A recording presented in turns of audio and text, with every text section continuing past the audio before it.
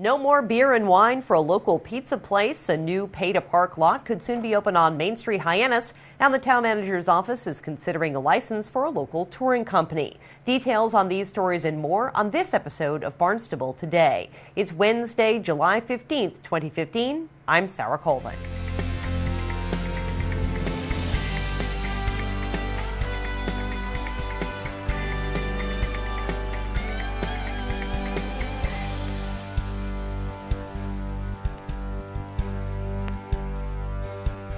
Beer and wine will no longer be served alongside Scotty's Famous Pizza. Just a few short months after opening in a new location on Ridgewood Avenue, manager Alex McDonald appeared before the licensing authority, answering to a number of accusations of violation of town code, including refusal of admittance to a police officer. Attorney David Lawler, representing McDonald, opened the hearing with a request for a guilty plea on all counts, except for the denial of entrance to the officer.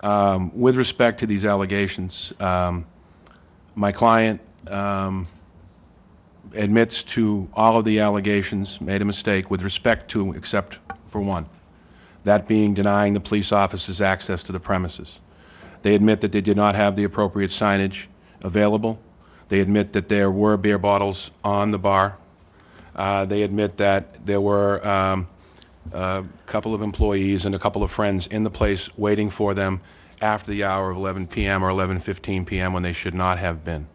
And they understand that this was inappropriate. They are remorseful of the situation, and even based upon that, having what in retrospect is probably a mistake, opening up on June 26th, essentially the beginning of the long July 4th weekend because of the way it fell the following week, or certainly that time period, would be willing to voluntarily, for purposes of allowing them to start over,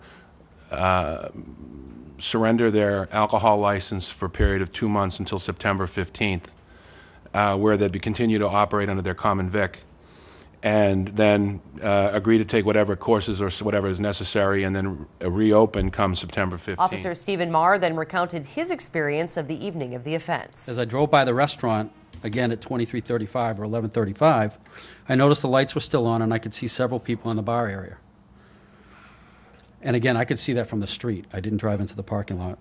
At that point, I pulled into the parking lot in front of the building. I got out of my vehicle. I walked up to the main door of the restaurant, which is actually on the side of the building, and it faces Ridgewood Ave. As I walked up to the door, I could see several people sitting at and standing behind the bar.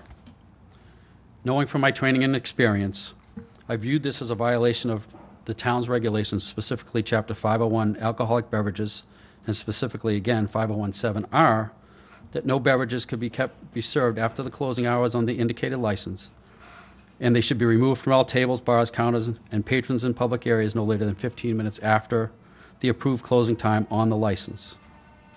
It also appeared to me at that time that some of the people at the bar appeared to be under the age of 21. I then went to open the door to the restaurant, but I found it locked. I then knocked on the door, which was a glass door, and several people inside turned towards me, but did not come to the door. I then knocked again, and one person in particular, later identified as Alexander McDonald, the manager, looked at me, made eye contact with me, but did not move towards the door. I also recognized McDonald as the manager of the restaurant, as he was present at the April 13th licensing hearing. I then waved McDonald over to the door. McDonald came up to the door and through the locked door asked what I wanted. I then responded that I wanted him to unlock the door and let me in. McDonald's response was, "We're closed," to which I responded, "I don't care, open the door." McDonald then asked why, to which I responded, "Because I'm a police officer and I said so." McDonald then responded, we're closed and I don't have to let you in." I then stated that I was a licensing agent for the licensing authority, and I had a statutory right to enter a licensed premises whenever there were people present. McDonald then responded, "No, you don't. I'm not letting you in." McDonald reiterated several times that he was not going to let me in, and each time I tried to explain to him that I had a right to come into the restaurant in the performance of my duties and that he was hindering my ability Attorney to do Lawler, the board, and Officer Stephen Marr and Lieutenant John Murphy testified for more than an hour, highlighting details of Officer Marr's attempt to enter the building after hours. Manager Alex McDonald admitted he could have better handled the situation. What happened? I lost my temper. I should have, Lieutenant or Police Officer Marr, he hit the door. He said, because I said so, I'm an officer. And I just, I should have handled it better. I didn't handle it well. I talked back with him for a few minutes. I eventually, I opened the door. I said, would you still like to come in? They said, nope, it's too late. I left the door open, staying open, and I just lost my cool. I should have been much more prepared. I shouldn't have jumped into it like I did. In closing statements, Lieutenant John Murphy said the licensing authority takes this kind of offense very seriously. The Barnstable Police Department views a liquor license, anyone that holds them, to a very, very high standard. The fact that Mr. McDonald was not even, or did not make himself even aware of what his responsibilities were, indicate me it runs in opposite of what was pledged to us at the April meeting, that this is a mature, well-rounded, driven The individual. board ruled to impose a 30-day suspension, 5-day to serve on just the common victualler license effective tomorrow, and to revoke entirely the beer and wine license. Scotty's management will have the opportunity to appeal or to reapply for a beer and wine license in a year. A new pay-for-parking lot may soon open along Main Street in Hyannis. Wayne Kirker wants to add parking meters to 77 spaces on Main Street in the lot formerly used for the Cape Cod Candle Company. Attorney Peter Ford presented the plan to Assistant Town Manager Mark Ells and Director of Regulatory Services Richard Scally during a meeting held this morning. A little bit of background on this. This is the old Candle Company in Hyannis. You're probably all familiar with it. It has a very large parking lot. It has two existing uses now. One is a warehouse operation for the marina that requires about 8 parking spaces. And then there's a bank in the front, which we've given 5 spaces to. There was an additional 94 parking spaces that were being underutilized, already paved and on the ground. We've decided, Wayne, with the need for parking, its close proximity to the harbor, to downtown, and walking distance, be a perfect spot for a parking lot.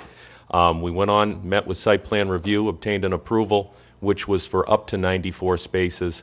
We then went on to the planning board, and the planning board, through fire, safety, and some additional landscaping, which growth management suggested, reduced those spaces down to 77.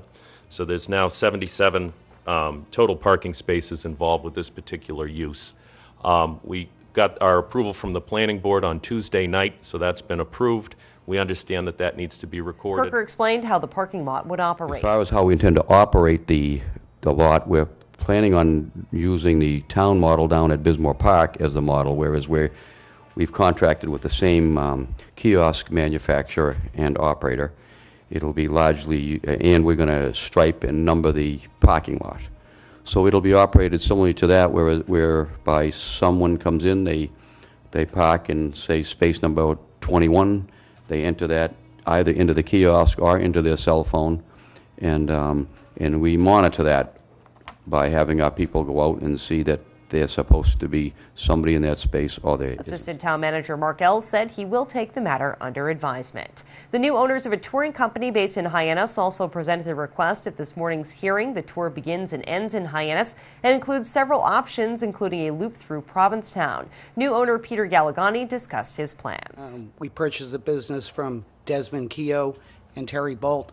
The business has been in existence for, I think, at least 10 years. They had purchased it from somebody else prior to me.